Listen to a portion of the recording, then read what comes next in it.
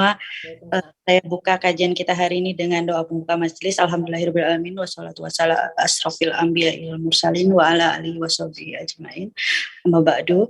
Hari ini insya Allah kita akan kembali kajian rutin Halaqah Selasa dengan Bapak Ustadz H.M. Akib Malik.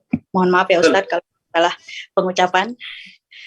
Hari ini temanya adalah menggapai 7 keutamaan amaliyah manusia yang diinginkan malaikat Jibril. Masya Allah, ini topiknya luar biasa. Biar tidak ini berpanjang lebar karena kita udah telat 10 menit ini ya. Persilakan Pak Ustadz, monggo. Silakan dimulai kajiannya. Saya silakan Pak. Sebelumnya, suara saya terdengar dengan baik? Ya, Pak Ustadz. Oke, saya coba screen dulu ya sebelum kita buka ya. Apakah bisa terlihat itunya materi saya? Kalau saya iya. Yang lain bisa? Ya. Oke. Terlihat. Terlihat ya. Baik, kalau gitu saya bisa mulai ya. Ibu-ibu, bunda-bunda sekalian, Assalamualaikum warahmatullahi wabarakatuh. Waalaikumsalam warahmatullahi wabarakatuh. Alhamdulillahirabbil alamin wa bihi nasta'inu ala umurid dunya waddin. Wassalatu wassalamu ala asyrafil anbiya'i wal mursalin sayyidina wa maulana Muhammadin wa ala alihi wa ashabihi ajma'in. Amma ba'du, yang saya hormati seluruh peserta Zoom kajian Dompet Du'afa Hong Kong, yang saya hormati panitia dan juga moderator, dan semua yang mengikuti acara ini walaupun via Zoom, tidak langsung. Baik, alhamdulillah kita sudah pada ketemuan kedua ya ibu-ibu ya. Kalau kemarin kita mengangkat tema terkait tentang bagaimana menjadi muslimah yang berkualitas, tentunya ada berbagai macam perspektif atau kacamata. Itu yang kemarin saya sampaikan, perspektif saya. Nah, pada kesempatan kali ini saya ingin menyampaikan terkait tema 7 amaliyah, keutamaan amaliyah manusia yang diinginkan malaikat Jibril. Sebagai sebuah pengantar, bahwa hadis Nabi pernah menyampaikan apa? Menyampaikan wasiat, menyampaikan petuah, menyampaikan nasihat kepada putra menantunya yaitu sahabat Ali karramallahu wajhah. Dan ini tertulis ada dalam kitab Wasiyatul Mustafa. Kebetulan saya juga pernah ngaji secara online, sampai hatam dengan teman-teman lain terkait tentang kitab ini. Ada hal yang menarik terkait apa? Terkait tema kita yaitu amaliyah manusia yang kita kalau bisa melakukannya kita akan menjadi orang-orang yang luar biasa. Dan ternyata Jibril menginginkan seperti anak Adam gara-gara 7 amaliyah ini. Nah, kira-kira percakapan ketika hadis ini muncul begini asbabul wurudnya, wahai Ali, apakah kamu ingin beruntung di dunia dan akhirat? Tentu sahabat Ali menjawab, ya wahai Nabi, saya ingin beruntung di dunia akhirat, di dunia dan akhirat. Lantas kalau kamu ingin beruntung di dunia akhirat, selamat dunia akhirat, maka lakukanlah apa yang lantas menjadi wasiatku. Nah, kumpulan wasiat itu, kumpulan tausiah itu yang lantas dikumpulkan oleh Syekh Abdul Wahab Asy-Sya'rani di dalam kitab Wasiyatul Mustafa, termasuk hadis yang akan kita angkat pada kesempatan kali ini. Nah, hadisnya berbunyi apa? Tamanna Jibril ayyakuna min bani Adam lisab'i hisal.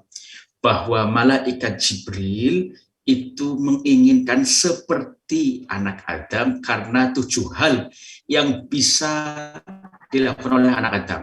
Anak Adam itu siapa? Ya manusia, termasuk kita umatnya Nabi Muhammad SAW, termasuk ibu-ibu, bunda-bunda yang sekarang di Hong Kong, termasuk saya, termasuk siapapun. Nah, kalau kita bisa melakukan 7 hal ini, maka kita akan diberi reward keselamatan dunia akhirat. Nah, 7 hal ini kelihatannya mungkin mudah-mudah, tetapi kalau tidak bisa melakukannya, kalau tidak diniati dengan benar-benar niat, maka ya susah juga. Nah, apa saja? Yang pertama, shalawatul khams ma'al imam, wa mujalasatil ulama, wa iyadatil marid, wa tasyyi'il janazah, wa saqil ma', wa sulhi bainal isnain, wa ikramil jar wal yatim. Fahris ala dhalik. Apa 7 hal itu? Supaya menjadi penasaran, nanti terjemahnya kita bedah satu-satu aja dari 7 hal tersebut. Baik ya. Baik, saya lanjutkan langsung ke yang pertama. 7 hal yang pertama yaitu ketika manusia, anak Adam, umatnya Nabi termasuk kita, mau untuk sholat 5 waktu ma'al imam. Redaksinya shalawatil khams ma'al imam. Sholat 5 waktu, tapi ada redaksi selanjutnya. Apa itu ma'al imam? Artinya kalau sudah ma'al imam berarti apa? Sholatnya sholat berjamaah. Tidak hanya sholat sendirian. Karena apa? Ternyata dengan sholat berjamaah itu apa? Ada hal-hal yang luar biasa. Ada keutamaan fadilah yang itu disebutkan dari keterangan-keterangan yang lain. Nah, pertama terkait tentang sholat dulu, bahwa sholat merupakan tiang agama dan amalan yang akan pertama dihisab di yaumil qiyamah, yang akan hisab di hari penantian nanti. Maka ketika sholat kita benar, tidak bolong-bolong, itu yang akan menjadi apa? Keutamaan kita. Para kiai dulu, para ulama itu menjelaskan bahwa amal sholat itu seperti keranjang. Kalau ibu-ibu belanja di pasar kan pakai keranjang. Kalau mau beli sesuatu, minuman, makanan, ditaruh di keranjang. Kalau sholatnya bolong-bolong, walaupun amaliyah yang lain bagus, kalau orang Jawa bilang merojol lagi, jatuh lagi karena bolong. Itu ibarat para ulama mengartikan terkait tentang sholat. Sehingga sholat itu imaduddin atau tiang agama dan amalan yang akan pertama dihisab. Selanjutnya, secara redaksi tadi dari 7 hal tersebut, sholat 5 waktu ma'al imam, yaitu beserta imam, berarti apa? Sholat berjamaah. Sehingga keutamaan jamaah itu luar biasa dan disebut apa? Sholatul jamaah afdhalu min sholatil fadhi bi 27 darajat.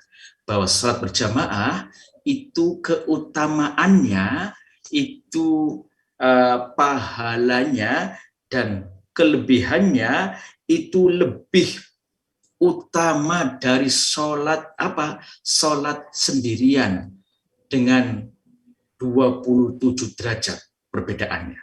Tetapi kadang-kadang manusia itu kalau tidak real, tidak konkret, tidak kelihatan, ya biasa-biasa saja. Karena apa? Akan diganjarannya nanti di akhirat. Padahal apa? Kita sholat sekali sendiri dengan sholat berjamaah beserta suami atau mungkin beserta anak. Itu apa? Itu 27 derajat selisih itunya, pahalanya, keutamaannya.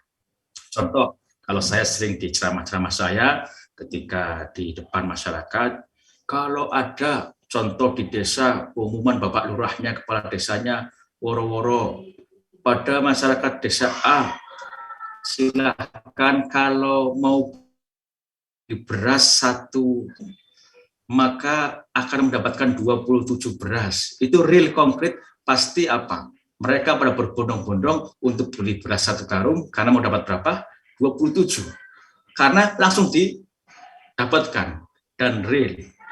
Tapi seringkali kadang-kadang di dalam redaksi teks-teks agama itu kan yang akan dibalasnya nanti di akhirat. Maka karena tidak real, kadang-kadang kita juga males, tanggung, filmnya belum selesai, masih sibuk dan sebagainya. Akhirnya apa? Akhirnya tidak bersama. Lantas ini saya ingin mengangkat terkait tentang kisah sahabat yang bisa menjadi inspirasi terkait tentang jamaah kita.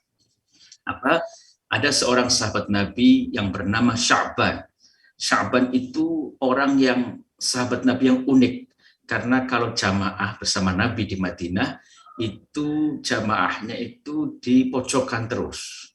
Tapi tidak seperti itu yang ingin saya sampaikan, tapi adalah kisah beliau Sya'ban yang luar biasa. Apa itu? Bahwa Sya'ban itu jamaah tidak pernah putus, tidak pernah tidak mengikuti jamaah.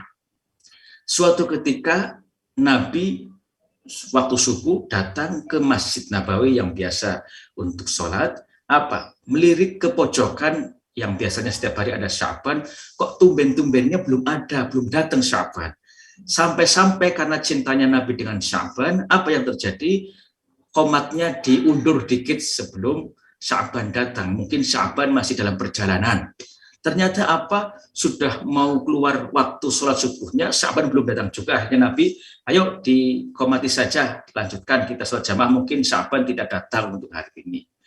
Oke, setelah Nabi sholat jamaah dengan sahabat yang lainnya, setelah berdoa bersama-sama, Nabi nengok ke belakang lagi, ternyata Sya'ban nggak ada juga, belum datang juga, nggak hadir juga. Akhirnya Nabi menyampaikan kepada sahabat-sahabat yang lainnya, wahai para sahabatku, apakah ada yang tahu kabar Sya'ban? Kata sahabat yang lainnya, wahai Nabi, kami tidak tahu kabar Sya'ban. Lantas ada salah satu sahabat yang mengacungkan tangannya, Nabi, saya tidak tahu kabar Sya'ban, tapi saya tahu rumahnya Sya'ban. Tapi wahai Nabi, rumah Sya'ban itu sangat jauh sekali, sehingga kalau perjalanan dari masjid ke rumahnya Sya'ban mungkin akan sampai di waktu duha nanti. Wakila, banyak ulama yang menyampaikan kalau dijamkan saat ini itu sampai 3 jam perjalanan dari rumahnya menuju masjidnya. Dan Sya'ban tidak pernah ketinggalan sholat jamaah kecuali pada hari itu saja waktu Nabi mencari. Akhirnya Nabi mengajak sahabatnya datang ke rumah Sya'ban, jalan kaki bersama-sama, benar sangat jauh sekali sampai sampai ke rumah Sya'ban itu sudah waktu duha sudah masuk dan sudah agak lama. Akhirnya Nabi sholat duha dulu di masjid terdekat, di musola terdekat. Apa yang terjadi? Ketok pintu yang membuka bukan Sya'bannya di rumah Sya'ban. Apakah ini rumah Sya'ban? Kata Nabi, yang membuka adalah istrinya Sya'ban. Betul, wahai Rasulullah. Nah, kemana Sya'ban kok tumben-tumbennya tidak ikut jamaah bersama kami di subuh ini? Akhirnya istrinya Sya'ban menyampaikan kepada Nabi, wahai Nabi, betul subuh ini suami saya tidak ikut jamaah bersamamu, wahai Rasul. Karena apa? Karena di hari ini juga beliau suami saya dipanggil oleh Allah. Di hari itu meninggal. Artinya apa? Sya'ban jarak rumah sampai ke masjid kurang lebih 3 jam, tidak pernah tinggal sholat jamaah, sekalinya tidak ikut jamaah ternyata apa? Karena meninggal dunia. Istrinya melanjutkan, tapi ada yang janggal wahai Nabi. Apa kata Rasul? Sebelum suamiku meninggal pas sakaratul maut, itu beliau menjerit dengan sangat. Ada 3 jeritan, tapi salah satu ceritanya apa? Jeritan yang disampaikan oleh Sya'ban ketika sakaratul maut, duh, kenapa tidak lebih jauh ceritanya ya gitu. Kata ibunya, kata istrinya, mohon maaf, padahal suami saya kelihatannya orang baik, tapi kok kenapa pas sakaratul maut menjerit kayak kesusahan. Ternyata apa? Nabi menyampaikan, Nabi diberi petunjuk oleh Allah, karena Nabi punya keistimewaan, dikasih mukjizat untuk melihat apa yang memang sebenarnya terjadi oleh Sya'ban. Oh, Nabi menceritakan, ibu, istri Sya'ban, ternyata suami ibu ketika sakaratul maut, ketika mau meninggal dunia, diperlihatkan tentang amal baiknya ketika setiap hari mau rela untuk berjamaah, dan dikasih tahu apa keutamaan jamaah yang sangat luar biasa, sehingga beliau itu menjerit, duh, kenapa tidak lebih jauh? Kalau dikasih kesempatan hidup lagi, ingin yang lebih jauh karena sudah tahu keutamaan dari sholat berjamaah tadi. Luar biasa, Masya Allah. Setidaknya mudah-mudahan kita bisa mengambil inspirasi, ya jamaah memang tidak harus di masjid, tetapi lantas minimal kita bisa berjamaah dengan orang-orang di rumah, apalagi di Hong Kong mungkin masjidnya kan terbatas. Saya pernah 10 hari di sana, ketika di Yuen Long saja, habis ngaji, Itu ya Bu ya, kita sholat cari tempat wudhu, terus sholat seadanya di samping lapangan basket, di samping gedung-gedung dan sebagainya. Tapi itu nikmat yang luar biasa berjamaah dengan ibu-ibu pengajian yang lain. Pada waktu saya ngisi di berbagai macam majelis di Hong Kong, ada CRG, ada apa lagi ya, lupa. Nah, Oke. Baik, lantas apa? Jamaah juga mempunyai makna silaturahim, mempunyai makna kebersamaan, mempunyai makna persatuan. Karena dengan jamaah, apalagi ketika di masjid, apalagi Jumat, bapak-bapak, itu apa? Akhirnya silaturahim dengan yang lainnya. Akhirnya apa? Hadir kebersamaan dan juga apa? Secara tidak langsung menguatkan soliditas sehingga persatuan umat Islam semakin kuat melalui jamaah. Apalagi jamaah mingguan, yaitu di salat Jumat untuk bapak-bapaknya. Baik, itu 7 hal dari 1 dari 7 hal yang diinginkan Jibril. Yang pertama tadi apa Bu? Salat 5 waktu ma'al imam, yaitu beserta imam. Lantas yang kedua apa? Wa mujalasatil ulama, mau untuk berkumpul dengan para ulama. Nah, berkumpul di sini maksudnya apa? Tidak hanya mungkin secara fisik saja berkumpul duduk-duduk dengan para ulama, tetapi yang dimaksud berkumpul itu adalah dengan kita berkumpul dan dekat dengan ulama, maka disitulah kita bisa menyerap ilmunya para ulama. Yang awalnya tidak tahu wudhu yang benar, sunnah-sunnahnya jadi tahu. Yang awalnya tidak tahu mana yang hak dan yang batil, akhirnya apa? Tahu karena duduk dengan ulama. Ulama itu siapa sih? Merupakan figur otoritatif yang menguasai agama, yang pernah belajar agama, mungkin di pesantren, nyantri, kuliah, dan mau mengamalkan keilmuannya. Dan disebut adalah sosok yang takut kepada Allah. Jadi kalau ada orang yang ngaku-ngakunya ulama, sekarang aneh-aneh, mengakunya ustadz, mengakunya ulama, tetapi malah menjauhkan kepada Allah, malah tidak menghadirkan untuk mencintai kepada Nabi, malah tidak lantas untuk menghadirkan nilai-nilai keislaman, wah itu dilakukan keulamaannya. Nah, kita mengetahui ajaran inti dari umat Islam yaitu apa? Al-Quran dan As-Sunnah. Quran dan Sunnah atau Quran dan hadis. Itu melalui siapa? Melalui para ulama. Sehingga apa? Berkumpul dengan ulama itu menjadi hal yang sangat penting. Kan kadang-kadang ada kayak semacam tagline atau kampanye, ayo kita kembali pada Quran dan hadis, gitu kan ya? Kembali pada Quran hadis, betul, tidak salah. Tetapi untuk tahu sampai kepada Quran dan hadis, tahu konten, tahu isi esensi dari apa yang ingin disampaikan dalam Al-Quran hadis, itu tidak hanya sekedar membaca dari YouTube, membaca dari kertas yang ada tulisannya, contoh hadis ini, hadis yang saya sampaikan, oh harus tahu asbabul wurudnya. Asbabul wurud itu apa? Kalau dalam Al-Quran ada asbabul nuzul, ada asbabul wurud. Oh harus tahu apa yang dimaksud dengan wa mujalasatil ulama, tidak hanya duduk saja, tetapi yang dimaksud duduk adalah menyerap ilmunya. Oh, apa terkait tentang esensi dari per kalimat itu, siapa yang tahu? Para ulama. Sehingga apa? Ulama adalah figur otoritatif. Untuk tahu Al-Quran dan hadis itu melalui siapa? Guidance. Sehingga apa? Pentingnya guru atau pembimbing yang otoritatif, yang punya otoritas dalam beribadah, dalam mengetahui agama. Saya analogikan seperti dokter sebagai konsultan kesehatan. Bisa saja kita lagi pusing, kita lagi agak nggak enak badan, bisa saja kita searching di Google dan lain sebagainya. Tapi apakah itu memang benar-benar bisa dipercaya atau tidak? Nah, yang paling bisa dipercaya kalau kita sakit kemana? Ke dokter. Analoginya seperti itu. Begitu juga dalam hal keagamaan, yang paling bisa dipercaya untuk konsultasi, yang tahu ilmunya itu juga para ulama. Ini kebetulan istri saya juga dokter, ternyata hoak di isu-isu kedokteran, isu-isu kesehatan juga tidak kalah besar dengan isu-isu agama. Jadi yang berseliweran di grup-grup WA, di apalagi medsos dan sebagainya kan banyak berseliweran hoak-hoak atas nama agama. Ternyata di isu kesehatan juga kata istri saya, wah ternyata datanya lebih besar, maka hati-hati juga.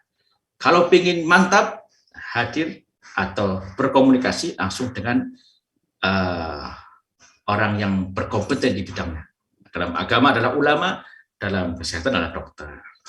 Oke, termasuk saking pentingnya posisi ulama, standing position dari ulama, Nabi mengingatkan kepada para umatnya untuk apa? Untuk jangan jauh-jauh dari ulama, dekat dengan ulama, sehingga apa? Nabi mengingatkan bahaya jauh dari ulama. Maka kalau ada yang selalu harus kembali pada Quran dan hadis, betul, tidak ada yang salah. Tetapi untuk sampai pada Quran dan hadis harus ada guidance-nya. Contoh, saya ke Hong Kong kemarin 10 hari waktu sebelum corona, itu saya mungkin bingung kalau tidak ada yang mendampingi. Itu guidance. Nah, termasuk dalam kita mau sowan kepada Allah ke akhirat nanti, kita juga harus ada guru spiritualnya, pembimbingnya, ustadznya atau siapapun itu. Nah, sehingga Nabi sangat mengingatkan kepada umat tentang bahaya jauh dari ulama. Dalam sebuah hadis dijelaskan, sayati zamanu ala ummati yafirruna minal ulama, bahwa nanti di umatku, nanti berarti kan jauh setelah itu, mungkin saat ini, mungkin ke depan, itu ada orang-orang yang yafirruna minal ulama, jauh dan menjauh dari para ulama. Kalau sudah menjauh dari ulama di sebuah wilayah, sebuah daerah atau orang itu, maka fayabtalihimullahu bitsalasi baliyatin, maka Allah akan menghadirkan mengirim 3 cobaan, musibah. Kalau dalam bahasa agamanya bala. Apa 3 bala itu? Yang pertama yarfa'ullahul barakah min kasbihim. Allah akan mengangkat keberkahan dari jeripayahnya. Mungkin yang ngantor 1 bulan kalau dirupiahkan 20 juta, tapi ternyata 20 juta itu tidak menghadirkan ketenangan. Karena apa? Diangkat keberkahannya.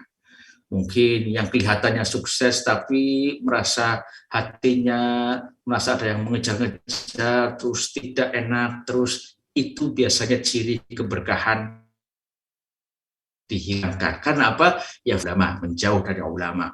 Menjauh dalam arti jauh dari ilmunya para ulama, akhirnya kita tidak menjalankan nilai-nilai keislaman dengan baik. Itu bahaya yang pertama. Bahaya yang kedua yusallitullahu alaihim sultanan zalima. Mau dikasih pemimpin tapi yang tidak mau memperhatikan kepada rakyatnya. Dan yang paling medeni, kalau bahasa Jawa itu mengerikan, medeni atau paling berbahaya, itu yang ketiga. Yakhrujuna minad dunya bighairi imanin, akan dikeluarkan dari dunia, yaitu meninggal dunia, bighairi imanin, dengan tanpa membawa iman. Na'udzubillah min dzalik. Mudah-mudahan kita terhindar dari itu. Bahaya jauh dari ulama apa saja tadi? Yang pertama, akan diangkat berkah dari kehidupannya, kasabnya. Yang kedua, akan dikasih pemimpin yang zalim. Yang ketiga, akan dikeluarkan dari dunia dengan tanpa membawa iman. Nah, mudah-mudahan kita orang yang dekat dengan ulama, menyerap ilmunya ulama. Itu yang kedua. Terus yang ketiga, nah ini yang ketiga, wa'iyadatil marid. Apa itu? Yang diinginkan malaikat Jibril ketika menjenguk orang sakit.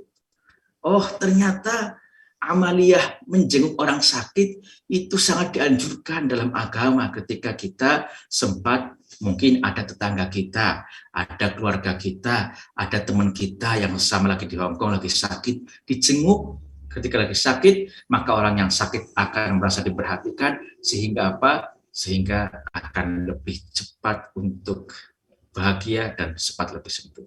Sebagai sama makhluk sosial, untuk bisa menjalin persaudaraan, kepedulian dan saling support, salah satunya adalah ketika ada orang yang lagi sakit, yang lagi susah, itu kita jenguk. Terus ternyata dari sisi kedokteran juga, dari sisi psikologis itu dua-duanya saling sinergi. Secara medis harus diobati, secara psikis juga ketika suasana itu bahagia. Salah satu kebahagiaan adalah didatangi temannya. Ketika orang sakit dikunjungi akan senang, akan menjadikan semangat untuk sembuh dengan mendoakan. Mohon maaf ini tipe dengan mendoakan. membawa kabar bahagia. Jangan ketika pas lagi menjenguk orang sakit ditakut-takutin malah. Contoh sakitnya lagi batuk yang berkepanjangan. Wah, kamu batuknya kok gini banget ya? Tetangga saya dulu pernah ada batuknya kayak gini, nggak ada seminggu udah wafat. Wah, itu malah nakut-nakutin. Nah, itu jangan. Maksudnya ketika menjenguk adalah memberi kabar bahagia. Karena itu akan mensupport sehingga orang itu akan lebih cepat sembuh. Terus apa? Ketika sakit, sebagai muslimah diperintahkan untuk sabar. Kita mungkin menasihati, atau mungkin ketika kapan waktunya. Kita kan bukan Fir'aun kan nggak pernah sakit.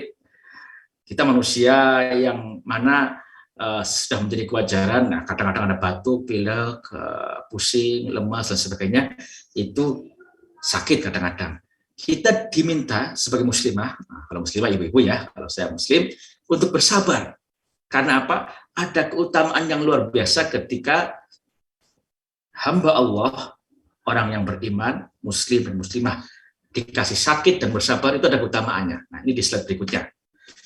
Apa? Nah, ini ada di dalam kitab, namanya kitab Usfuriyah. Usfuriyah itu kalau bahasa kitanya Indonesia itu namanya Usfuriyah, kitabnya itu burung pipit. Nah, di situ banyak menceritakan kisah-kisah yang inspiratif terkait tentang ibadah. Dalam kitab Usfuriyah itu Allah menugaskan 4 malaikat kepada siapa? Kepada orang yang lagi sakit. Nah, kuncinya, poin pentingnya adalah ketika kita bersabar dan menerima keadaan sakitnya dan sudah berikhtiar, maka Allah akan menghadirkan sesuatu yang luar biasa. 4 malaikat itu tugasnya apa saja? Yang pertama, malaikat pertama, Allah mencabut rasa di lidahnya sehingga menjadi hambar untuk merasakan makan. Kita tahu ya Bu ya, kalau pas lagi sakit, kadang-kadang yang biasanya makan lauk tempe saja nikmat, pas lagi sakit, disuguhin sate, disuguhin sop, disuguhin apapun, nggak enak rasanya, betul tidak? Karena apa? Lidahnya lagi dicabut rasanya oleh malaikat yang pertama. Malaikat yang kedua diberi tugas oleh Allah apa? Mencabut nur atau cahaya di wajahnya. Sehingga apa? Sehingga menjadi pucat. Sehingga tidak segar. Betul kan Bu? Ketika kita lagi sakit, wajah kita layu, lunglai. Karena apa? Memang Allah menugaskan malaikat untuk mencabut nurnya dari wajahnya sehingga pucat. Yang ketiga, Allah apa? Mencabut tenaganya sehingga apa? Sehingga kekuatannya melemah. Mungkin yang biasanya setiap pagi jogging, pas sakit boro-boro jogging, mau jalan aja udah susah. Mungkin yang biasanya rutinan ada arisan atau kajian berangkat tepat waktu, boro-boro mau tepat waktu, mau berangkat saja sudah susah. Kenapa? Tenaganya lagi diambil oleh Allah, badan lemas dan sebagainya. Nah, ini yang keempat yang unik. Tadi malaikat pertama mencabut rasa di lidahnya, kedua apa? Nur di wajahnya, ketiga apa? Tenaganya. Yang keempat, Allah mencabut dosa orang-orang yang sedang sakit ketika waktu sakit itu bersabar dan menerima keadaannya dan sudah berikhtiar. Sehingga ketika menerima sakitnya, maka dosanya itu akan rontok. Maka ketika ada yang lagi sakit, kita mungkin nengok teman-teman kita yang lagi sakit, dikasih kayak semacam nasihat adem lah. Oh, ini cara Allah untuk merontokkan kesalahan-kesalahan kita, dosa kita. Nah, setelah hamba itu dikasih kesembuhan oleh Allah, maka apa? Maka Allah itu mengirimkan malaikat lagi. Tadi yang sudah pada ditugaskan lagi.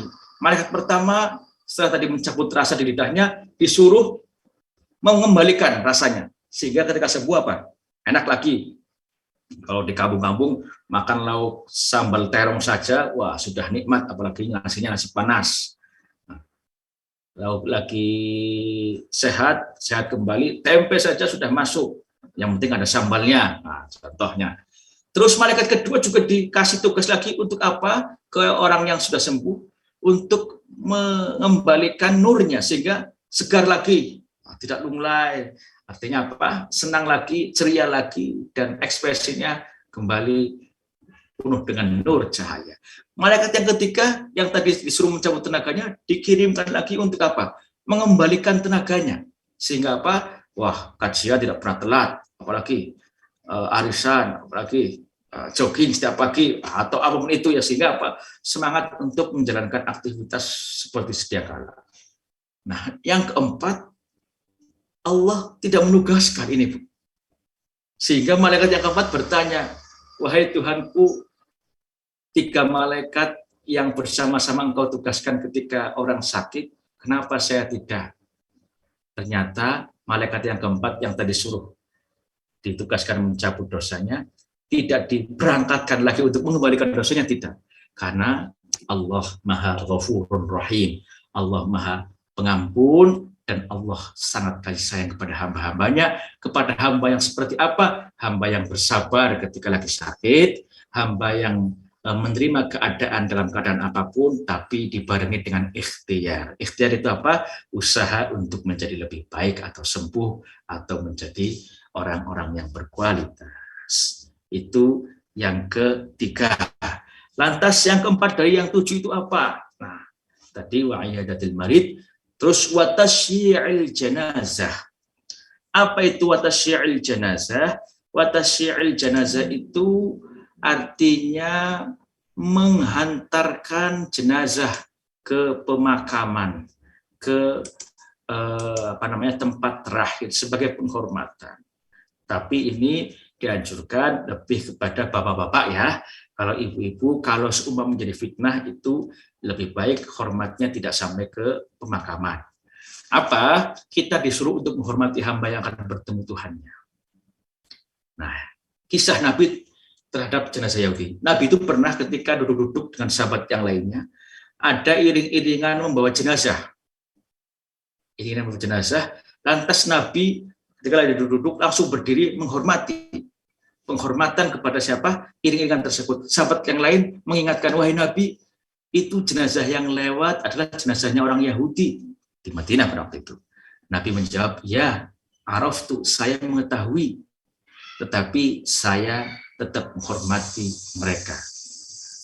Tuh. Terus apa? Dengan kita takziah atau kita melancong pada orang yang ditinggal meninggal, contoh ada saudara, teman, atau siapapun yang ditinggal meninggal sama suaminya, apalagi ini ibu-ibu, biasanya kan ada iddah gitu ya Bu ya. Iddah itu masa di mana perempuan tidak bisa keluar untuk hal-hal yang tidak perlu, maka kita disunahkan untuk takziah, menengok yang ditinggalkan supaya mengurangi kesedihan keluarga yang ditinggalkan dengan takziah itu sendiri. Jadi 4. Oke. Lantas apa lagi? Tadi kita ulangi lagi supaya tidak lupa. Pertama apa? Sholat 5 waktu beserta imam. Yang kedua apa tadi? Yang kedua duduk dengan para ulama. Yang ketiga apa? Menjenguk orang sakit. Dan yang keempat apa, Ibu? Mengantarkan jenazah. Baik, yang kelima. Oke. Yang kelima, wasakil ma. Ini saya menjelaskan 1, 2, 3, 4 dari hadis yang saya antarkan ini ya Bu ya, yang tamanna Jibril ayyakunan bani Adam. Yang kelima yaitu apa? Ngasih air. Memberi air. Memberi air saja, air putih saja itu pahalanya luar biasa dan sangat dianjurkan, apalagi lebih dari air. Kalau anak-anak pesantren biasanya ngaji usul fikih, ngaji yang lain itu ada yang namanya kias aulawi. Kias aulawi itu kias yang lebih utama, menganalogikan, tapi yang lebih utama. Analogi dari sini apa?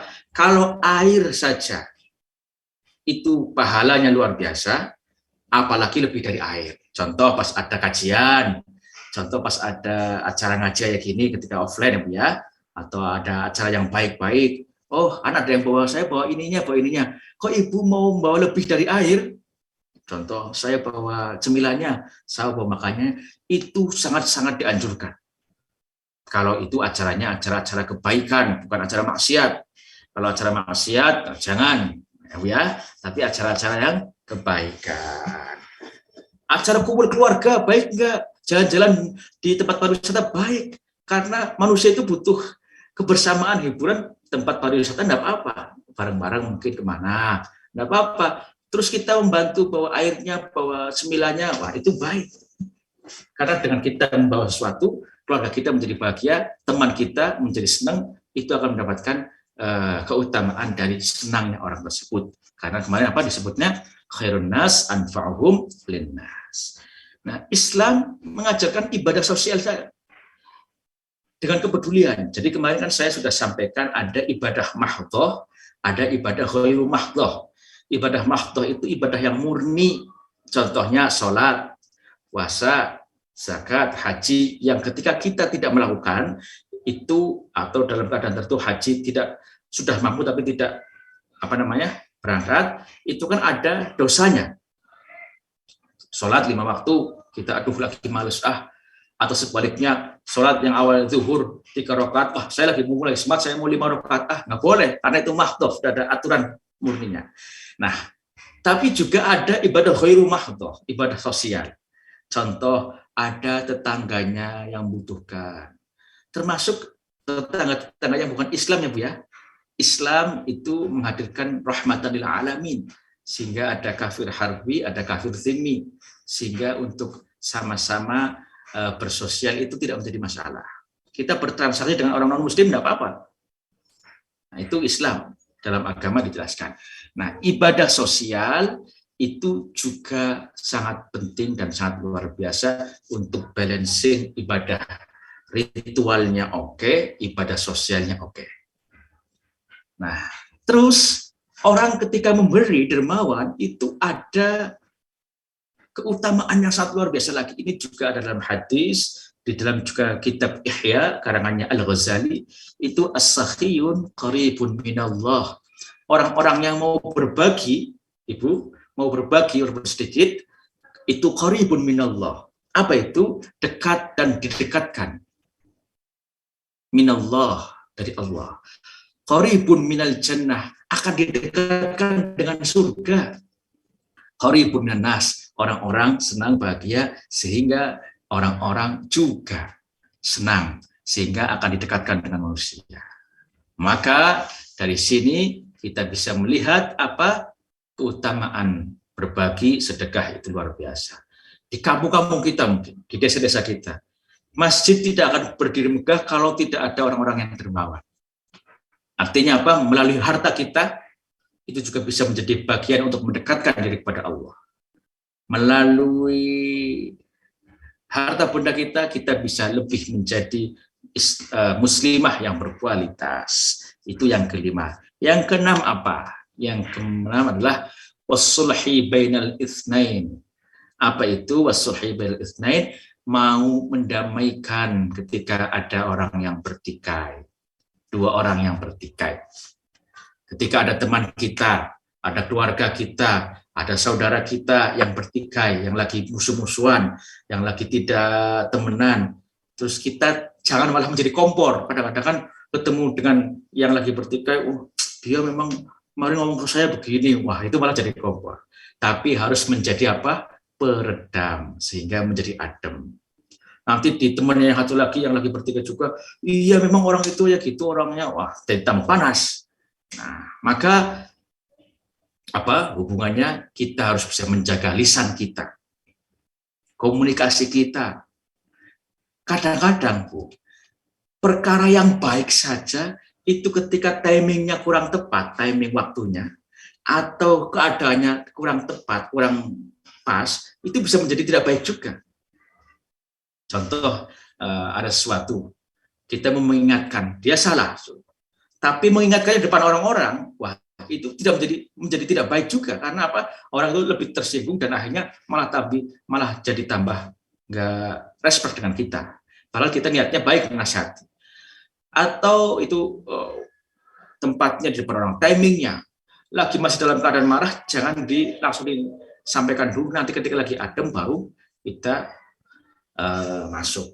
Analoginya begini, baca Quran itu baik, membaca Quran itu baik, tapi timingnya tidak tepat.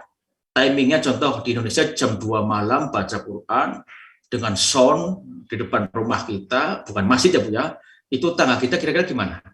Daripada tidur terganggu. Atau tempatnya tidak baik, baca Quran baik nggak? Baik, tapi kita membaca Qur'annya di WC, di kamar mandi, tempatnya tidak baik. Maka termasuk mendamaikan orang, itu kan baik, tapi juga kita harus melihat timingnya, melihat apalagi tadi tempatnya.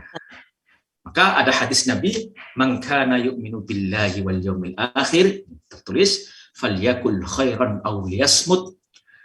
Barang siapa yang beriman dengan Allah dan hari akhir, maka apa? Falyakul khairan. Ucapkanlah yang baik-baik. Kalau tidak bisa mengucapkan yang baik-baik, jangan jadi kompor. Mending au liyasmut, mending diam saja. Nah, ini juga dikontekstualisasikan dalam konteks sekarang, yaitu medsos, yaitu gadget kita, yaitu FB kita, IG kita, apalagi Twitter, apalagi YouTube, mungkin Instagram, betul, dan lain-lain. Itu juga kita bisa memahami ini. Walaupun secara dari fal yakul, yaitu diucapkan, kalau sekarang berarti fal yaktub, kalau dalam bahasa Arab, maka tulislah status yang baik, auliasmut, atau tidak tulis sama sekali.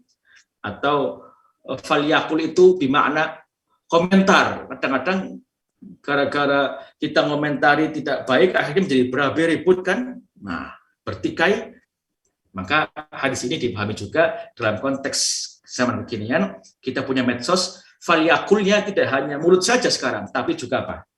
HP kita, jari kita. Maka kalau dulu ada mulutmu harimaumu, sekarang juga jarimu harimau. Begitu. Nah, menjaga lisan seringkali menjadi awal pertikaian ketika tidak bisa menjaga lisan. Maka lisan dijaga. Ada sebuah ungkapan, salamatul insan fi hifdzil lisan. Selamatnya manusia itu ketika bisa menjaga lisannya. Termasuk menjaga komentar di HP-nya. Nah, ada hal yang menarik ini. Ada seorang wali namanya Luqman An-Naubi di Yordania, beliau itu menjadi juru masak. Dia walinya Allah, wali Allah, tapi setiap hari juga seperti manusia biasa. Ada wali yang berdagang, ada wali yang ini menjadi juru masak di kerajaan. Salah satu waktu rajanya itu menyampaikan, "Wahai Luqman, tolong ini kambing saya kasihkan ke kamu, ambil yang paling buruk dari kambing itu. Bagian yang kamu buruk, ambil, masak." Nah, akhirnya diambil, dimasak. Apa yang diambil oleh wali tadi, oleh Syekh Luqman, ternyata lidah dari kambing itu, lidah dan hatinya.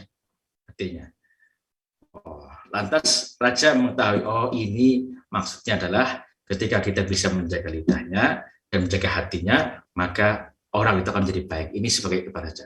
Hari kedua dikasih kambing lagi. "Wahai Luqman Nabi, ini saya kasih kambing kamu lagi.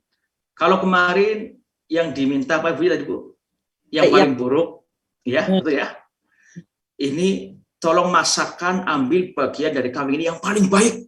Nah, ternyata waliwah tadi yang menjadi chef tadi itu juga mengambilnya lidah dan kambing juga Bu. Lidah dan apa tadi? Hati ya. Nah, akhirnya rajanya bingung loh.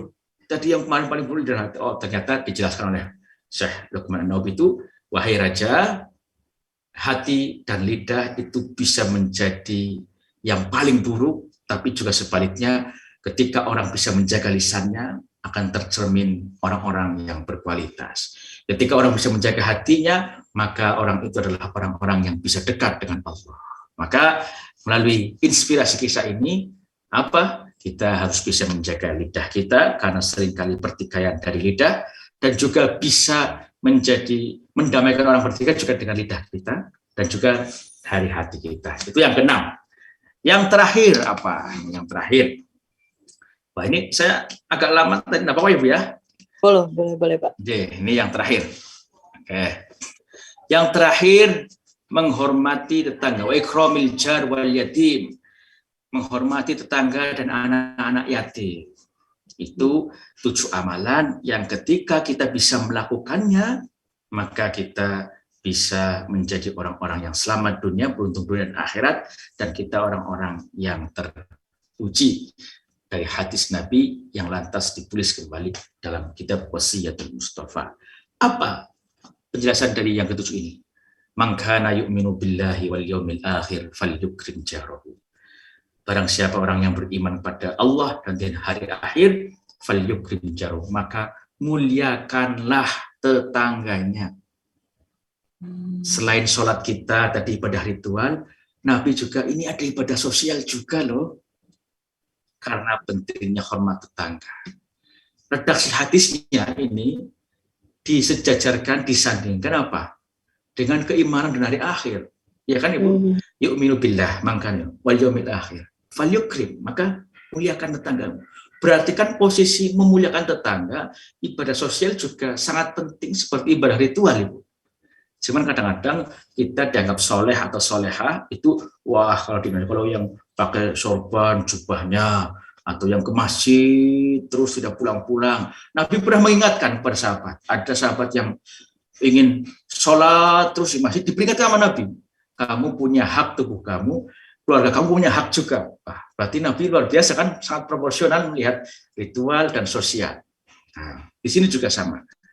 Terus apa? Ada sebuah kisah dari Hasan Al-Basri. Ini cerita lagi ya supaya memberi inspirasi ya. Ini kisahnya ada dalam kitab-kitab juga. Syekh Hasan Al-Basri itu punya tetangga. Bahkan tetangganya itu non-muslim, bukan Islam. Kalau di Arab sana, di Jazirah Arab itu kan rumahnya itu kan kayak bertingkat perbukitan. Jadi biasanya tetangganya, kalau di Indonesia kan tetangga kan di samping-samping. Kalau di Arab kan bisa di atasnya, bisa di, mungkin kalau di Hong Kong di apartemen lah ya. Kan di atasnya tetangganya bisa jadi kan gitu. Nah, apa yang terjadi? Syekh Hasan Al-Basri itu setiap hari itu itu masang ember di rumahnya karena rumah tetangganya itu netes, tetangganya di atas. Mungkin kayak Ibu di apartemen, lantai atas ya. Nah, lantai atasnya netes. Itu dilakukan setiap hari. Karena Syekh Hasan Al-Basri seorang wali, seorang ulama besar, ingin ingat kata Nabi, tidak ingin harus hormat tetangga, salah satunya tidak ingin membuat, kalau bahasa orang Jawa itu wirang. Wirang itu apa, tahu nggak ya? Malu atau apa ya? Tidak ingin tetangganya itu nggak enak perasaannya, maka walaupun netes tidak akan, Syekh Hasan tidak menyampaikan, weh tetanggaku itu rumah kamu netes, dibenerin dong dan sebagainya lah. Tapi apa, setiap hari masang, kalau dalam bahasa dulu itu bejana, atau mungkin kalau saat ini ya ember ya, ember. Dan kalau membuang air tetesannya itu nunggu tengah malam, nunggu tetangganya tidur. Jadi siap berjalan lagi, karena apa? Supaya tidak membuat apa, kalau dalam bahasa Indonesianya apa ya? Kalau saya orang Jawa bilangnya wirang. Tidak apa Bu ya? Tidak mempermalukan atau membuat rasa nggak enak lah. Nah, itu. Akhirnya apa? Setiap hari, dan itu dilakukan setiap hari. Karena tidak ingin tetangganya merasa nggak enak. Akhirnya apa? Suatu ketika Syekh Hasan Al-Basri itu sakit. Biasanya berangkat sholat, tetangganya melihat ketika jalan ke masjid. Suatu hari Syekh Hasan Al-Basri sakit. Dan berhari-hari sakit. Apa yang terjadi? Sebagai seorang tetangga, nengok. Nah, pas nengok ke Syekh Hasan Al-Basri, apa yang terjadi? Tetangga yang tadi yang non-muslim itu melihat tetesannya. Ada tetesan tadi. Oh, ini tetesan ini dari rumah saya ini. Tapi kok diam saja? Nah, berarti saking baiknya, siapa namanya? Syekh Hasan Al-Basri. Menurut siapa? Menurut tetangganya. Apa yang terjadi? Akhirnya tetangganya yang melihat secara langsung, karena pas lagi nengok, tidak sengaja, nggak enak, tanya, wahai Hasan Al-Basri, mohon maaf, itu tetesan dari rumah saya. Nanti akan segera saya beresin, benerin.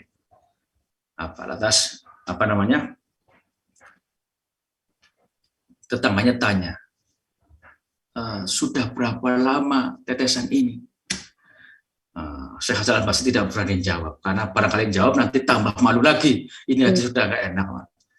Akhirnya, wahai Hasan Al-Basri, tolong jawab yang jujur.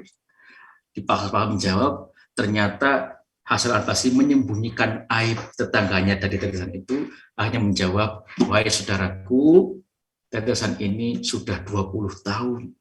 Wah. Bayangkan 20 tahun menjaga kehormatan tetangganya, padahal jelas-jelas mungkin kalau ngomong baik-baik pun bisa mungkin diberesin.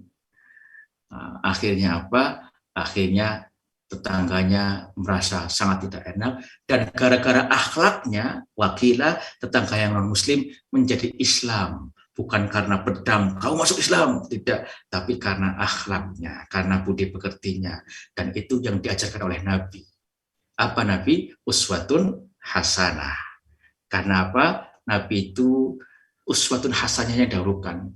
Bukan seperti mungkin kayak saya, mau itu hasan, kata-kata baiknya, tapi belum tentu bisa menjadi pribadi atau apa namanya, suri teladan yang baik. Tapi apa? Para ulama-ulama kita meniru Nabi sampai pada uswatun hasanahnya. Itu sangat luar biasa.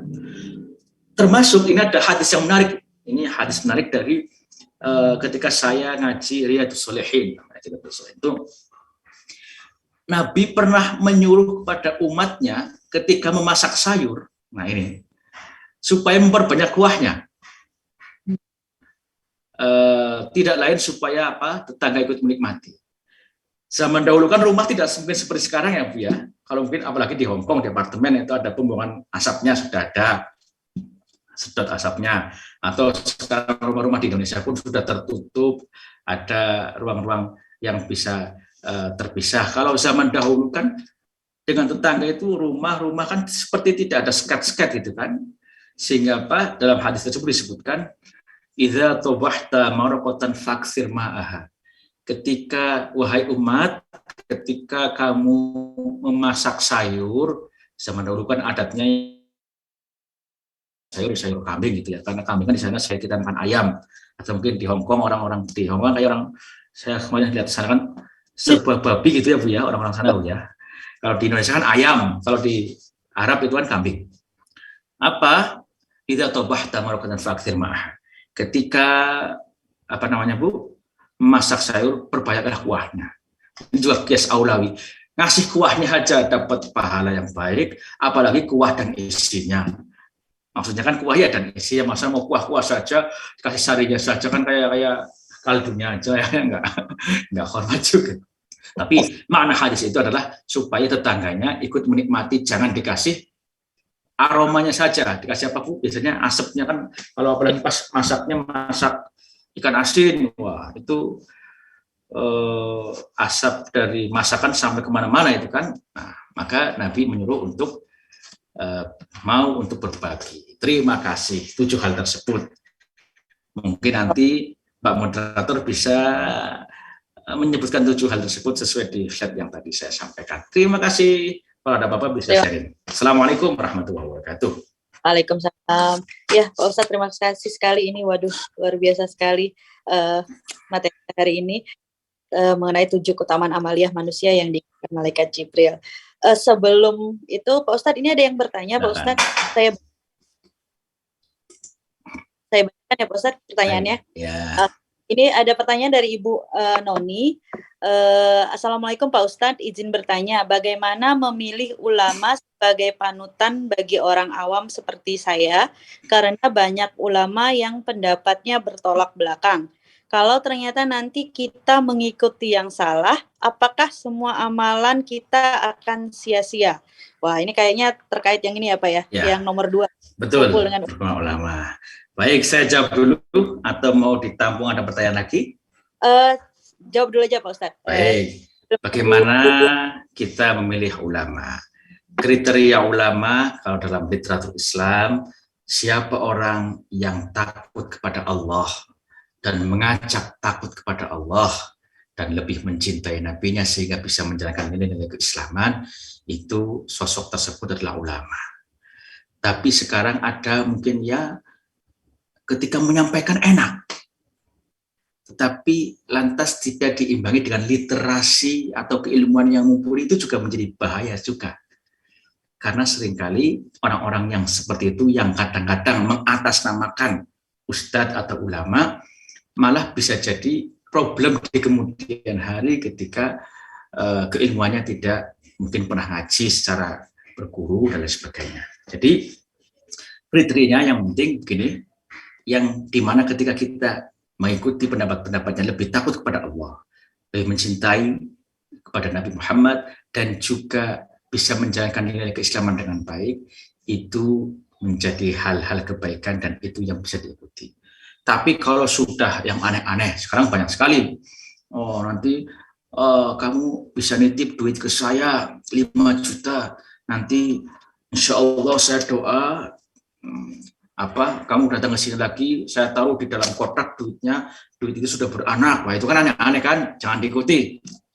Atau ulama yang atas, saya bukan ngomong ulama ya, maksudnya oknum atas nama, karena kadang ada hal-hal kebaikan. Sesuatu itu kalau yang berkualitas atau istilah itu yang menjadi branding, akhirnya banyak KW-nya, ditirunya. Nah, karena akhirnya ulama kan, nama ulama kan sakral luar biasa. Akhirnya banyak orang-orang yang mengatakan ulama supaya untuk membangun trust, kepercayaan kepada orang. Atau ulama yang menjauhkan kita dari tanah air kita. Maksudnya menyuruh kita untuk buat apa kita bernegara, nggak perlu kita hormati Indonesia, jangan hormat bendera dan sebagainya. Ternyata dalam agama mencintai hubbul watan minal iman itu juga menjadi bagian dari nilai-nilai keagamaan. Maka kalau ada orang, bisa jadi, mohon maaf, contoh kayak kemarin, mungkin pilihan presidennya beda, enggak apa-apa, perbedaan pilihan presiden enggak apa-apa, tapi kalau sudah jangan mencintai negaranya, pilihan politik beda itu hal yang wajar, tapi kalau sudah mendelegitimasi negara, nggak usah bernegara lah, yang penting Islam aja, itu juga menjadi problem. Kalau ada ustadz-ustadz yang kayak gitu, yang keras ya itu, atau takfiri, ustadz ulama yang takfir. Takfir itu apa? Yang sedikit-sedikit kafir, sedikit-sedikit sesat, sedikit sesat. Biasanya ustadz-ustadz yang takfir itu biasanya bacaannya itu satu perspektif saja. Kalau semakin luas bacaannya, semakin akan luas, semakin akan bisa adem untuk bisa menyampaikan sehingga sampai ke hati. Saya yakin ketika penyampaian itu dari hati, karena memang ada literasinya, keilmuannya, maka akan diterima di hati juga. Maka wawasan keulamaan yang luas itu menjadi hal yang sangat penting juga. Begitu, mudah-mudahan bisa menjawab. Ya, Pak Ustadz, ini yang dari masih ada pertanyaan terakhirnya tadi. Baik, Pak Ustadz. Ya. Ikut sama Ustadz yang setengah jalan ternyata ekstrim nih. Ya. Apakah amalan sebelumnya itu akan jadi sia-sia? Oh, tidak. Kita sebagai hamba itu yang penting kita niatnya adalah belajar terus untuk lebih mendekatkan diri kepada Allah. Kadang-kadang proses itu tidak lantas langsung perfect atau sempurna, tidak. Contoh dalam kita memahami agama hal yang paling sehari-hari. Contoh ketika kita melakukan sholat atau apa. Kalau kita kesalahannya itu karena ketidaktahuan atau mungkin karena yang membimbing itu kurang pas, dan ketika sudah tahu langsung mau membenahi, itu tidak apa-apa. Karena apa? Karena itu adalah proses pembelajaran terus. Yang penting adalah itu tadi, thalabul ilminya. Tetap terus belajar, walaupun mungkin ibu-ibu sudah punya anak, bunda-bunda sudah punya kesibukan, tapi mau untuk belajar terus memperbaiki diri, maka itu lantas yang akan menjadi apa? Menjadi nilai plus bahwa mungkin yang tidak sempurna yang dulu bisa disempurnakan melalui belajar tadi. Jadi apa? Amaliyah yang sebelumnya itu tidak rusak, kecuali memang itu yang sampai kepada hal yang sangat parah sekali, ya kita adalah banyak-banyak istighfar, bertobat kepada Allah dengan banyak istighfar. Nabi itu setidaknya setiap hari itu 70 untuk melantunkan istighfar. Para nabi dijamin masuk surganya. Tapi tetap meminta ampun pada Allah. Nah, kita yang sering banyak kesalahan, mungkin kita lagi di jalan, mau berangkat kemana, di bis, di tram, atau di mana, kadang kita nggak enak lirik-lirikannya, akhirnya menjadikan orang itu tidak nyaman, itu kan kesalahan, dosa. Kok kita tidak mau istighfar? Maka, ayo, melalui ngaji ini, mulai saat ini, kita istighfar. Ya, minimal 70 kali. Bagaimana bunyinya? Astaghfirullahaladzim, astaghfirullahaladzim, astaghfirullahaladzim. Sebentar kok, 5 menit aja nggak ada. Sambil masak juga nggak apa-apa dalam hati, astagfirullahaladzim, astagfirullahaladzim. Sambil ngomong anak, astagfirullahaladzim, astagfirullahaladzim, nggak apa-apa. Begitu. Terima kasih Pak Ustadz. Ya, ini yang lain silakan kalau ada yang bertanya langsung. Ibu Imet mana nih Ibu Imet? Biasanya ada pertanyaan nih. Ibu Liva sudah mempersiapkan tampaknya. Senyum-senyum aja. Silakan. Kalau mau langsung menyampaikan di ini room ada siap Ibu Dini, Pak Ustadz, silakan. Baik. Ya Pak Ustadz, Assalamualaikum. Waalaikumsalam. Mohon maaf kalau misalnya tadi agak kurang nyimak yang di awalnya Pak Ustadz. Maksudnya Ya. kan 7 ini kan memang berdasarkan Rasulullah Ya. kepada intinya ingin saya menggelitik tentang judul dari kajian Ya. kita, hubungannya relate-nya ke malaikat Jibril. Ya. Sepertinya ini kan memang sudah tonnya yang memang disampaikan oleh Rasul ke kita gitu ya. Tapi kenapa Pak Ustadz memilih termnya itu yang diinginkan oleh malaikat Jibril? Itu aja sih Pak. Terima kasih. Baik, terima kasih. Dengan Ibu siapa? Mohon maaf tadi. Ibu Dini, Pak. Ibu Dini, Pak. Ibu Dini, terima kasih Ibu Dini. Pertanyaan yang sangat kritis dan menarik untuk dijawab gitu ya Bu ya. Ya, yang pertama secara redaksi dalam hadis, dalam yang langsung disampaikan oleh Rasulullah, dan ini hadisnya sahih, itu menyebutkan malaikat Jibril. Pertanyaannya, relate-nya seperti apa? Hubungannya kenapa malaikat Jibril? Kita tahu malaikat itu kan makhluk yang suci sekali, yang lantas tidak diberi hal untuk melakukan kesalahan, sehingga ketaatannya yang sangat luar biasa itu menjadikan kalau kita menyimpulkan malaikat itu adalah, makanya kalau ada orang yang baik sekali, wah malaikat dunia, berujar malaikat dunia, atau ada orang yang baik banget. Nah, ini sebagai sebuah kayak analogi bahwa malaikat Jibril saja yang kita tahu hamba Allah yang sangat suci ingin melakukan 7 hal tersebut, tetapi sebagai malaikat kan sudah punya tugas khusus. Satu ciri malaikat kan ketika ditugaskannya ini ya tidak bisa melakukan apa-apa, ini terus. Oh, pemberi rahmat, oh malaikat Malik, malaikat Ridwan, surga, malaikat Malik. Ketika sudah lantas menjadi tugasnya dari Allah, mereka tidak lantas melakukan sesuatu. Nah, mungkin dalam arti mungkin begini, malaikat Jibril kan yang ditugaskan menurunkan wahyu dan mendampingi Rasulullah, sehingga malaikat Jibril secara interaksi, kadang-kadang malaikat Jibril ditugaskan juga untuk menyerupai seperti manusia juga. Pernah wahyu Al-Quran ditunjuk. Al-Quran wahyu kan cara penyampaiannya macam-macam, Bu. Ada yang langsung Allah kepada Nabi, ada yang langsung ru'yah fil manam, tidur yang mimpi yang benar, ada yang seperti suara gerincingan, sehingga Nabi itu yang paling berat. Nabi ketika mendengarkan suara itu saja sampai mau pingsan, pernah dengan ontanya saja sudah berdiri langsung duduk karena suara itu juga wahyu juga. Ada yang Jibril menyampaikan secara langsung kepada Nabi dalam bentuk malaikat Jibrilnya. Ada juga malaikat Jibril yang kadang-kadang Allah menugaskan itu menyerupai manusia yang sangat ganteng sekali. Pernah yang ditanya terkait apa itu Islam, apa itu iman, lantas Nabi tahu bahwa itu yang datang malaikat Jibril.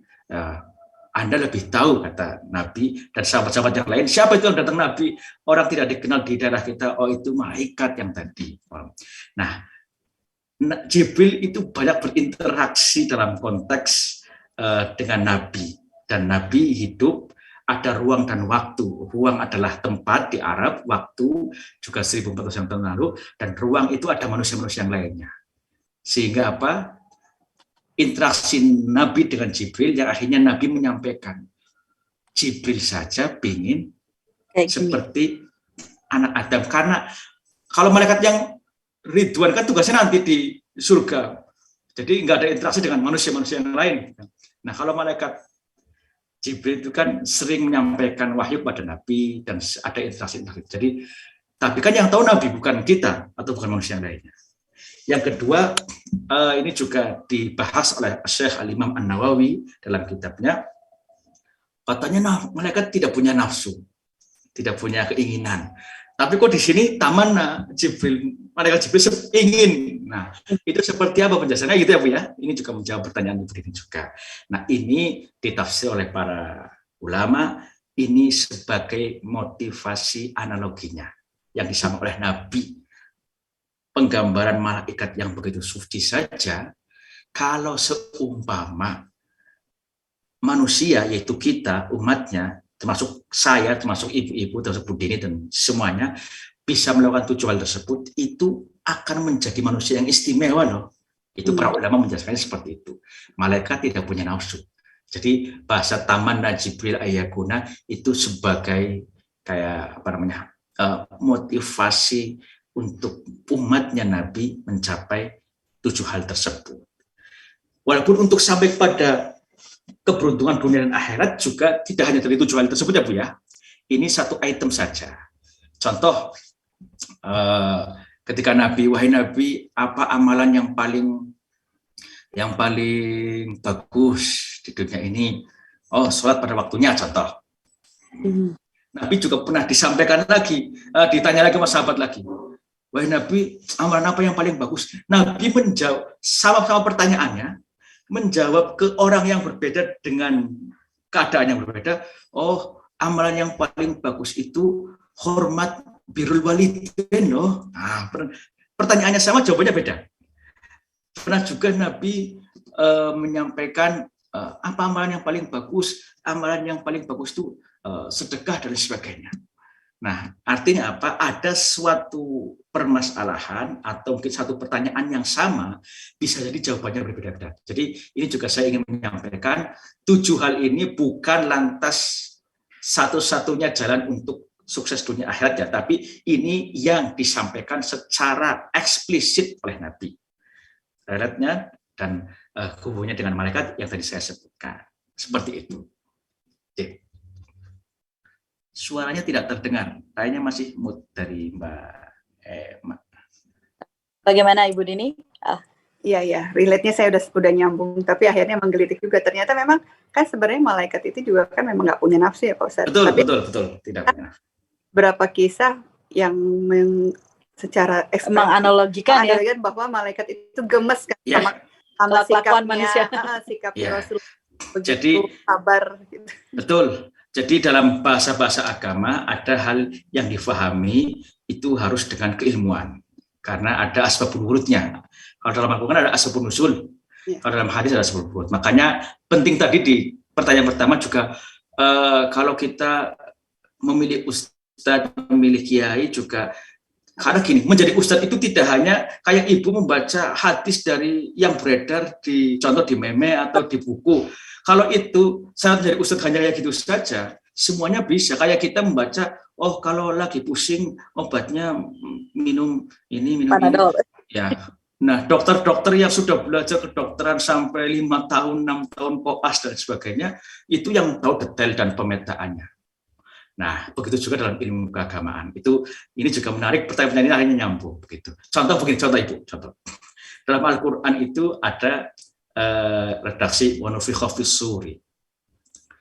Nanti di hari akhirat, di hari setelah kehidupan dunia itu kan akan ditiup trompet sangkakala sehingga meninggal semuanya. Kalau dari kata-kata redaksinya wa nufikha itu fi'il madhi. Kalau dalam orang belajar nahwu shorof, fi'il madhi itu yang sudah lampau, berarti sudah terjadi dong. Padahal malaikat yang bertugas meniup trompet untuk kematian, untuk memastikan ada perpindahan alam, itu nanti belum terjadi. Tapi secara redaksinya sudah.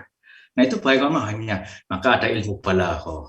Sesuatu yang pasti akan terjadi, itu ada redaksi sudah terjadi.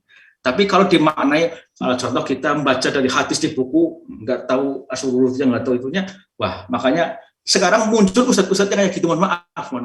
Artinya apa? Tahu hadis berapa saja, menghafalin hadis atau menghafalin Quran yang poin-poin ayat ini sampai bisa mengenai ayat ini, halaman ini dan sebagainya, tapi tidak tahu am wal khas, asbabun nuzul, ada muhkam mutasyabihat, ada Israiliyat seperti apa, tidak pernah ngaji ulumul Quran, wah itu kadang-kadang bahaya. Kalau itu hanya menyampaikan, mungkin marketing itu hanya marketing Film market. hadis, marketing itu. Tapi kalau sampai pada keulamaan itu tahu seluk-beluknya redaksi ini, asbab nurutnya, wah itu. Dan itu harus nyantri dulu, mohon maaf. Harus itu kalau yang benar-benar ulama beneran ya. Ya. Karena sekarang ada yang kita belajar public speaking, nerangin satu hajat itu sudah enak, 1 jam, 2 jam. Karena public speaking-nya bagus. Kebetulan saya juga mempelajari public speaking juga. Oh, tapi ternyata keulamaan itu tidak hanya menyampaikan yang enak saja, tapi esensi dan yang dimaksud dalam Al-Quran. Seperti itu. Terima kasih Pak Ustadz. Terima kasih Pak Ustadz. Baik. Lain ibu-ibu ada lagi yang mau ditanyakan? Ayo ini Bu Liva. Silakan Bu Liva. Bu Imet dulu, Bu Imet nggak bertanya, Bu Imet. Nggak ada pertanyaan. Wih, Bu Imet nggak ada pertanyaan hari ini. Saya deg-degan kalau Bu Imet nggak ada pertanyaan. Saya deh. Nah, kan, Wah. ayo. Ya. Berhubungan dengan pertanyaan Bu Dini tadi, Ustadz, tadi Ustadz sebutkan 7 poin tersebut yang tadi di-share itu, berarti kan itu ya yang menyebabkan manusia itu lebih mulia dari malaikat ya. Nah, berarti itu kan menjadi beban dan tantangan yang apakah itu menjadi beban dan tantangan manusia apakah itu menjadi beban nilai plus di mata Allah gitu manusia? Betul. Saya ingin menjawabnya. Salah satu kekhalifahan di bumi yang lantas berat itu kemanusiaan dan manusia itu sendiri. Apa yang ingin saya maksudkan di sini, bahwa malaikat itu tidak diberi nafsu. Nah, manusia dikasih nafsu. Hewan tidak dikasih akal. Manusia dikasih nafsu, dikasih akal. Nah, dari situ itu ada tantangan tersendiri yang mana ketika menjadi dan kita bisa melakukannya, bisa melewatinya, itu akan menjadi insan kamil dalam bahasa Ibnu Arabi. Artinya apa? Kita itu ketika dihadapkan pada sesuatu, itu ada pertimbangan-pertimbangan akalnya, ada nafsunya, dan juga ada yang lantas itu bisa dipilih dan dipilih. Tidak seperti malaikat manut saja, sudah aman itu sebenarnya. Atau hewan tidak taklifi, tidak diberi hukum, tidak akan dihisab karena tidak dikasih akal. Nah, manusia dikasih semuanya itu. Sehingga ketika kita bisa melewatinya, dan kita bisa mengontrolnya, kita bisa menyikapinya, dan kita bisa menjadi hamba-hamba yang lantas itu dianjurkan dalam agama dilakukan. Yang harus ditinggalkan atas kita meninggalkannya. Itu bisa menjadi keutamaan tersendiri. Bahkan positioningnya itu kita bisa lantas menjadi insan kamil. Walaupun kesempurnaan dalam konteks yang maha sempurna adalah Allah, tapi di dalam literatur keislaman ada istilahnya insan kamil itu sendiri. Prototipe insan kamil adalah Kanjeng Nabi Muhammad SAW.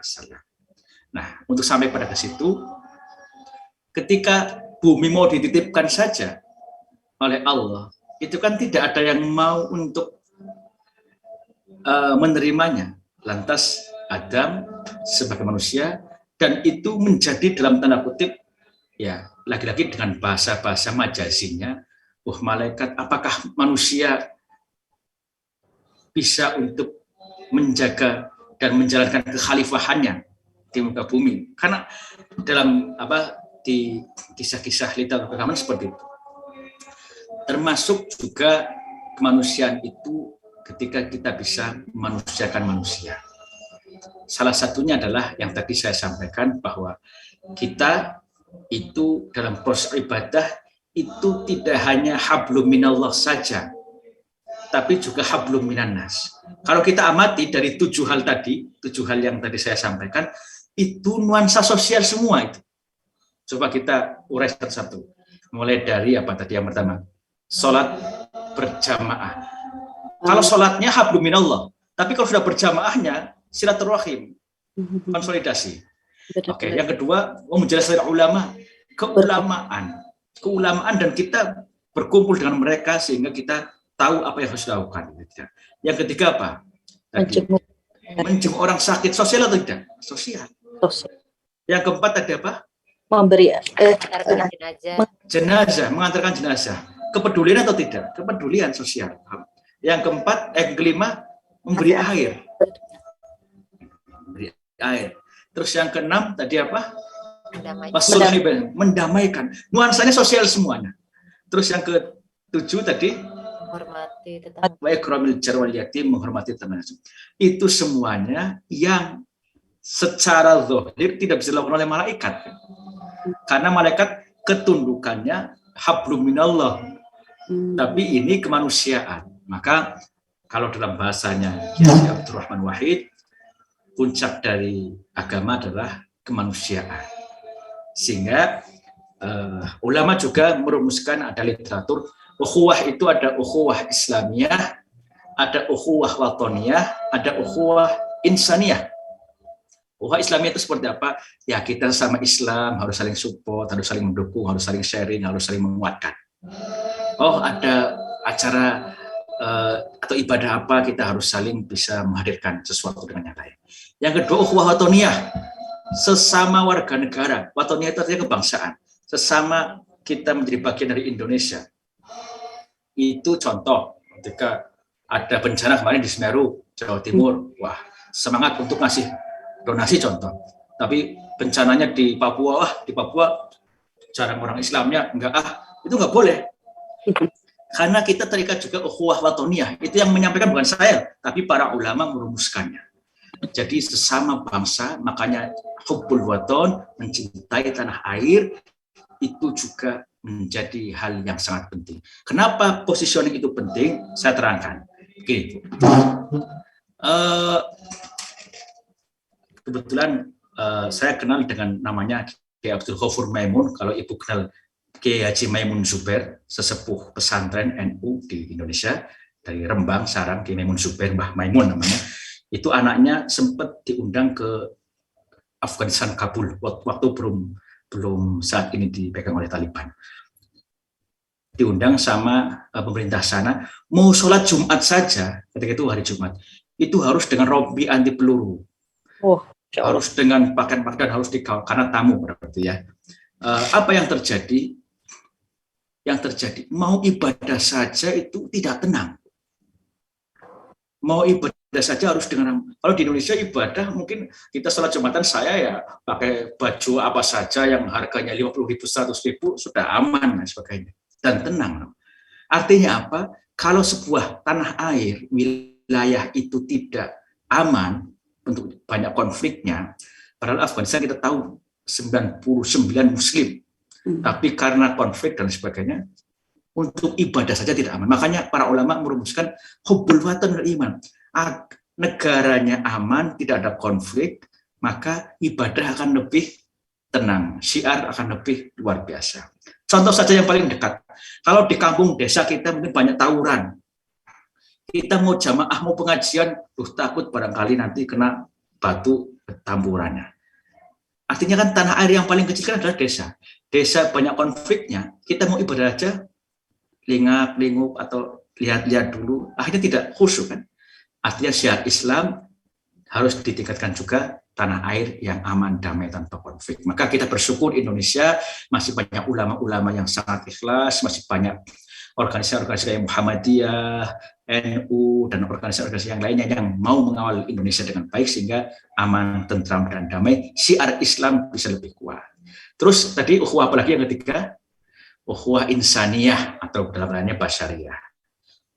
Itu kemanusiaan, itu lebih dari yang tadi saya sampaikan. Artinya apa? Contoh, kalau di depan mata kita ada mungkin kecelakaan motor, tabrakan motor, dan yang tabrakan motor itu butuh bantuan karena tidak bisa apa-apa. Maka apa? Maka harus apa? Kita depannya ya harus nolong dulu. Nggak usah tanya, kamu agamanya apa? Lagi kecelakaan, butuh bantuan, nggak bisa berdiri, mau kita angkat, tanya dulu agamanya apa? Oh, agamanya contoh bukan Islam, nggak jadi nolong, nggak boleh. atau tanya agamanya apa, agamanya Islam, Islamnya kamu NU Muhammadiyah, Islamnya ini, partainya apa, nggak jadi nolong atau lantas nolong tapi sudah sesuai dengan standar-standar kita, wah sudah keburu sakit, sudah meninggal dong. Maka kemanusiaan, walaupun mungkin musuh kita, tapi kita harus kemanusiaan itu harus ditolong dulu. Nah seperti itu Islam sangat luar biasa dan disitulah rahmatan lil alamin benar-benar terasa. Baik, gimana? Oke, Pak Ustadz, ada lagi yang bertanya? Boleh lanjut, Pak Ustadz? Boleh. Silakan. Ini dari Ibu Sasa ingin bertanya, bagaimana menyemangati orang yang saat ini kebetulan sakit untuk terus menjalankan sholat, Pak Ustadz? Kebetulan beliau yang sakit ini itu sakit diabetes dan sudah 2 tahun. Sesekali Ibu Sasa mengingatkan untuk sholat, selalu saja ada alasannya seperti nanti kalau sudah sembuh saja.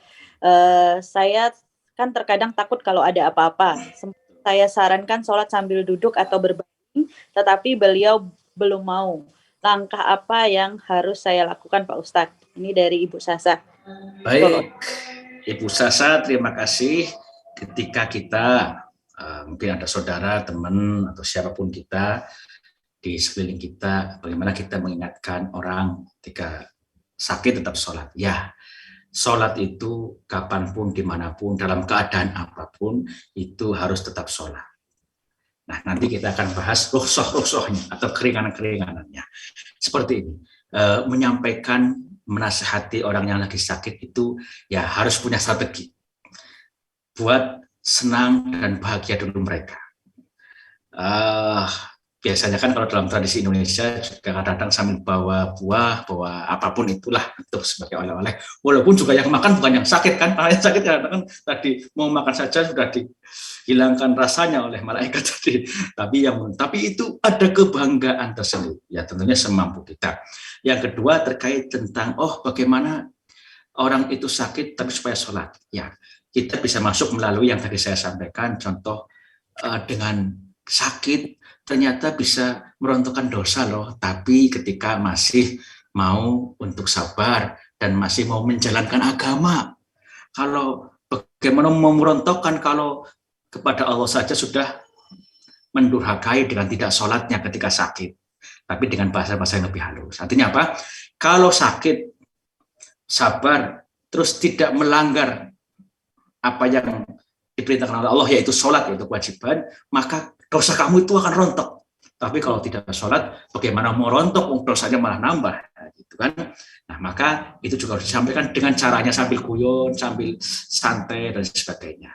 Walaupun ketika kita lagi sakit, kita bisa contoh tidak bisa berdiri, atau kalau ketika berdiri itu akan sedikit lebih bahaya. Contoh orang yang vertigo kan buru-buru berdiri, kadang membuka mata saja langsung kelingan dan lain sebagainya kan, itu kita bisa sholat sambil duduk. Sambil duduk tidak bisa, untuk tidak memungkinkan. Kita bisa sholat sambil rebahan dengan diranjangnya. Sampai orang yang belum tidak sadarkan diri, maksudnya masih bisa kedip saja, kedip mata, itu bisa dengan isyarat itu. Itulah Islam, sangat luas sekali dan sangat memberi ruang kemudahan, tetapi kita tidak boleh melanggarnya. Nah, seperti itu. Artinya ada rukhsah pada orang-orang yang tidak melakukan,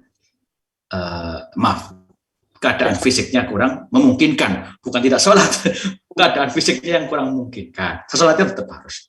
Seperti itu. Tapi kalau kasusnya Ibu Sasa ini, dianya jauh Pak Ustadz sama yang sakit. Jadi dari jauh kan, kalau tadi kan contohnya dari dekat nih, kita bisa datang, memotivasi dari dekat. Kalau dari jauh? Oke, kalau dari jauh ya, kalau sudah kita mengingatkan, mungkin kan lewat telepon atau lewat kayak gini, Zoom atau apa, kewajiban kita itu mengingatkan dan menasihati. Tidak lantas, wah kok belum menjalankan, wah kita sudah gugur kewajibannya, tidak lantas kita harus sudah sholat belum, dan sebagainya. Karena begini, konsep dakwah itu mengajak dengan sungguh-sungguh, bukan memaksa dengan sungguh-sungguh. Mengajak dengan sungguh-sungguh ya. Artinya mengajak dengan sungguh-sungguh itu dengan strategi, dengan kehalusan, supaya tidak tersinggung juga. Kadang-kadang mohon maaf yang tadi saya sampaikan, perkara yang baik itu bisa menjadi tidak baik gara-gara apa? Caranya, gara-gara waktunya, timingnya, gara-gara kondisinya yang tidak memungkinkan ketika disampaikan. Maka dakwah Nabi menyampaikan itu, dakwah itu kalau perspektif saya yang saya ketahui itu konsep dakwah itu mengajak dengan sungguh-sungguh. Sungguh-sungguh itu instrumennya banyak ya. Caranya, timingnya, dan lain sebagainya. Bukan memaksa dengan sungguh-sungguh. Ya, itu yang sering kali itu. Atas nama dakwah, kadang-kadang itu. Atas nama ingin menasehati, kalau tidak mendengarkan kata-kata saya, apalagi dengan menunjuk-nunjuk, apalagi dengan marah-marah, kamu kalau itu lantas kita sudah menasihati dengan baik dan sebagainya, tidak menjalankan, yaitu urusan dia dengan Allah, dengan Tuhannya. Kita mengajak orang untuk mengikuti ajaran kita saja, ketika sudah menyampaikan dengan baik, dia dapat hidayah atau tidak, itu urusan Allah, sudah urusan kita lagi. Termasuk halnya kayak gitu. Kalau jauh sudah sampaikan atau lewat orang-orang terdekatnya atau dengan cara-caranya, sudah, ya sudah. Karena konsep dakwah mengajak dengan sungguh-sungguh, bukan memaksa dengan sungguh-sungguh. Seperti itu. Baik, Pak Ustadz. Konsisten ya Pak Ustadz ya, yang penting ya. Mohon maaf, seringkali ada crash atau ada hal-hal yang menjadi pertikaian karena kita memaksakan sesuatu yang baik pada orang lain dengan standar kita. Benar-benar. Seperti itu. Ya, baik. Ada lagi teman-teman yang lain? Ini kalau tidak ada, Bu Lipa bagaimana? Lagi satu lagi deh. Lagi langsung bawa catatan Pak Ustadz. Bu Lipa luar biasa. Siap. Buku absen. Akhirnya kita bisa silaturahim bersama ya. Iya. Nah, ini di luar tema tapi masih berhubungan dengan malaikat ya Ustadz ya. Iya. Yang masih mengganjal di saya itu, mengapa sih Allah itu menciptakan malaikat pencatat amal baik atau buruk ya. Padahal kan Allah sendiri itu kan maha mengetahui setiap amalan seseorang.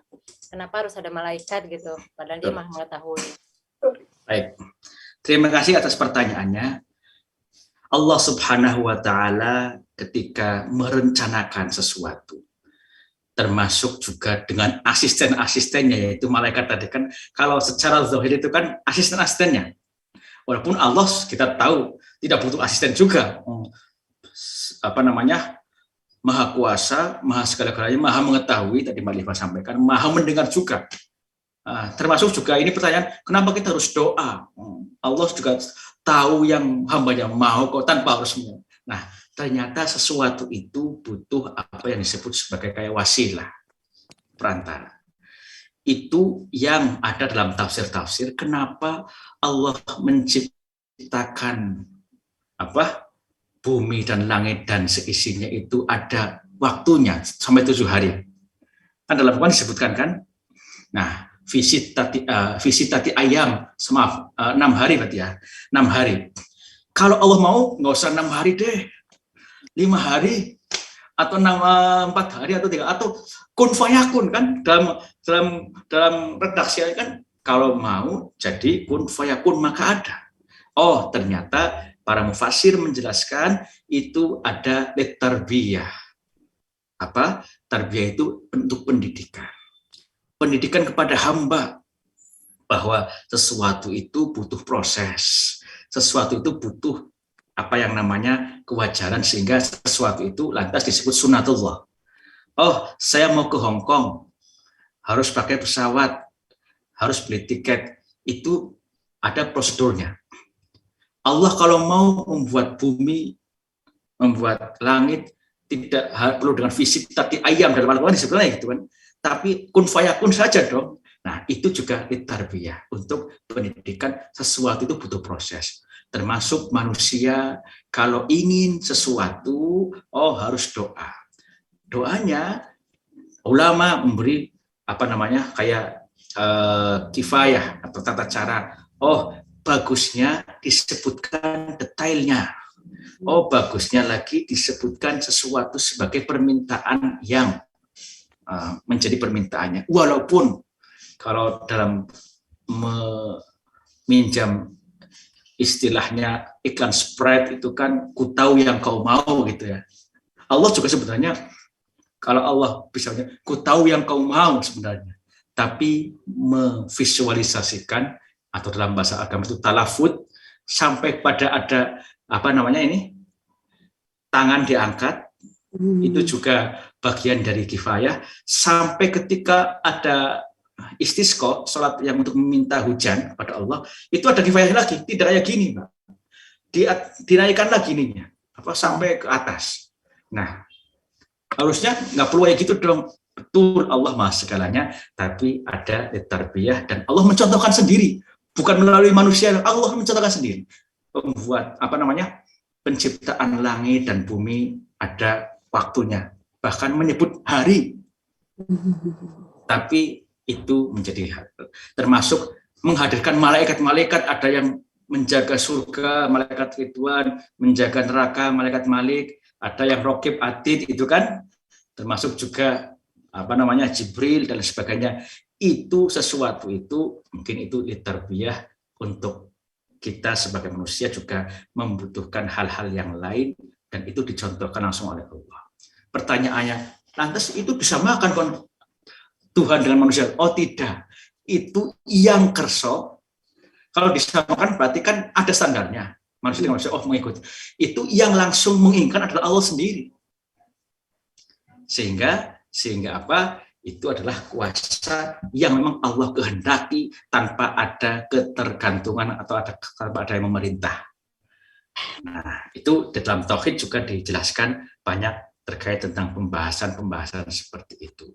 Contoh lagi terkait tentang sebenarnya, makanya kalau kita ingin hidup standar dan sebagainya, ikuti bahasa sunnatullah, kan ada kata-kata gitu ya.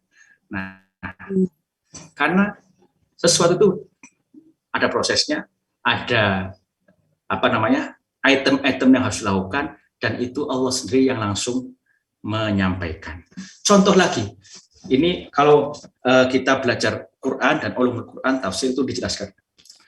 Allah menyampaikan firman-Nya dengan bahasa manusia, yaitu ketika itu yang menerima adalah Nabi dengan bahasa Arabnya. Kok dengan bahasa manusia dengan tidak dengan bahasanya Allah ya itu kan? Oh, karena untuk difahami maka Allah harus berkomunikasi dengan bahasa hambanya. Para yang menerima adalah di Arab, yaitu dengan bahasa Arabnya. Sehingga apa? Kalau guru saya waktu saya ngaji tafsir itu menganalogikannya gini. Ketika kita di Hong Kong banyak kucing-kucing liar nggak ya? Kalau di Indonesia banyak. Ada juga atau jarang? Kalau di apartemen nggak ada ya, kalau di atas ya. Kalau di Indonesia kan kucing kayak kadang-kadang masuk rumah. Kalau kita mau meminta kucing keluar, kalau bahasa saya itu apa? Menggusah. Apa bahasanya? Apa yang dengan bahasa kucing kan? Hus, atau kita mau memberi makanan, cici dengan tangannya gini. Itu kan bahasa yang disepakati, itu adalah bahasa kucing supaya dipahami oleh kucing. Kalau saya dengan kucing keluar, kucing nggak akan paham juga. Nah, supaya maksudnya tersampaikan, manusia menggunakan bahasa yang kita sepakati adalah bahasa kucing tanpa menjadikan manusia itu seperti kucing. Ketika saya mau nyuruh kucing keluar atau apa, atau syah atau ayam, saya dengan menggunakan bahasa ayam tanpa saya harus menjadi ayam. Begitu juga Allah ketika menghadirkan asisten-asistennya, yaitu para malaikat, sebenarnya kuasa semuanya, atau Allah berkomunikasi menurunkan firman-Nya dengan bahasa manusia supaya difahami kemanusiaan itu sendiri. Begitu Mbak Liva, matur suwun. Iya, baik. Terima kasih Pak Ustadz. Kayaknya Bu Liva masih ada lanjutan nih. Ada mau tanya? Boleh ya, satu lagi lah. Untuk pertanyaan closing ya.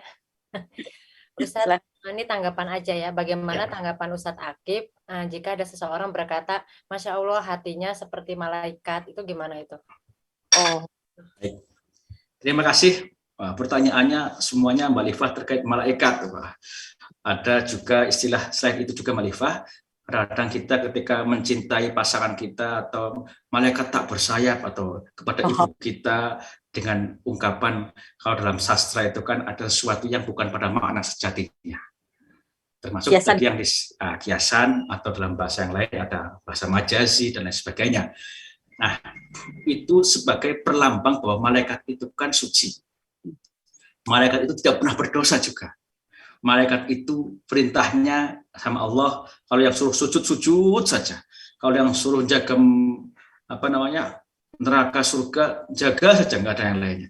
Karena ketundukan yang luar biasa dan kesuciannya. Sehingga seringkali dalam interaksi kita sebagai manusia, kita menganalogikan atau dengan bahasa-bahasa majazi atau dengan bahasa-bahasa sastrawi yang bukan pada makna sesungguhnya, ya Allah hatinya seperti malaikat, berlambang bisa jadi orang itu baik banget.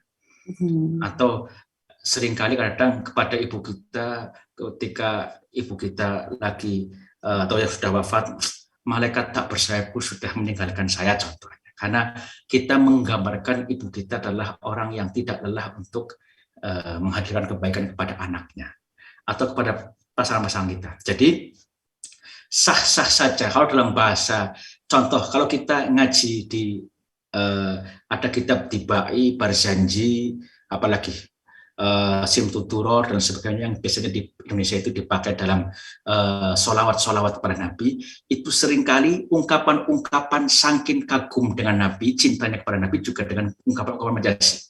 Contoh, menyebut Nabi, anta syamsun, anta badrun, anta nurun fawqa nuri.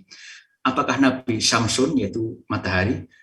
Anta badrun, apakah Nabi purnama? Tidak. Tetapi cahayanya menerangi, memberi pencerahan kepada umatnya seperti matahari yang tak pilih kasih kepada siapapun, baik muslim non muslim. Terus apa lagi? Anta badrun, ketika gelap menerangi sehingga merasa kita tersinari. Anta nurun, engkau cahaya fawqa nuri, di atas cahaya-cahaya yang lain. Nah, seringkali kecintaan kita yang luar biasa atau ingin kita menghargai dengan penghargaan yang luar biasa, menghadirkan istilah-istilah yang bukan pada arti sebenarnya.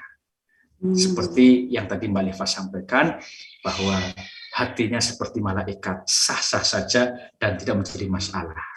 Wong itu diapa-apain juga bukan malaikat, kadang tidur juga, malaikat tidak tidur dan sebagainya, atau malaikat tak bersayap, seperti itu. Matur suwun, saya kira mudah-mudahan apa yang saya sampaikan bisa memberi manfaat walaupun sedikit. Terima kasih. Baik, oke.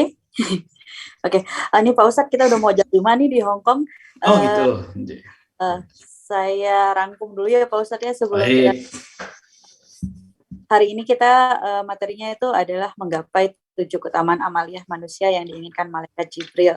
Pertama itu sholat 5 waktu ya berjamaah atau berserta imam ya Pak Ustadz ya. Yang kedua adalah berkumpul dengan ulama untuk mencari dan menyerap ilmu agama yang baik dan benar. Yang ketiga menjenguk orang sakit. Ini untuk meningkatkan kepedulian dan juga menyemangati yang sakit ya Pak Ustadz ya. Dan keempat, mengantarkan jenazah untuk menghormati jenazah yang akan bertemu dengan Tuhannya Allah Subhanahu wa taala. Yang kelima, memberi air. Wah, ini yang tadi hablum minan nas, ngasih air aja sangat-sangat berpahala apalagi lebih. Jadi sangat menekankan kedermawanan umat Islam. Yang keenam, mendamaikan yang bertikai menjadi peredam. Pentingnya menjaga lisan, mengutamakan timing dan tempat dalam mengingatkan dan juga meredam pertikaian. Yang ketujuh adalah menghormati tetangga dan anak yatim. Yang ini tadi barang siapa yang beriman kepada Allah dan hari akhir maka memuliakan tetangga. Ya Pak Ustadz ya. Dan dari diskusi kita dapat tadi mengenai bahwa kita mencari ulama yang kriterianya itu kalau bisa yang lebih takut kepada Allah. Ya, dan amalan yang tidak ada amalan yang sia-sia ya Ustadz ya. Benar sekali. Saya takut salah nih. Terus ini dan dakwah adalah mengajak dengan sungguh-sungguh.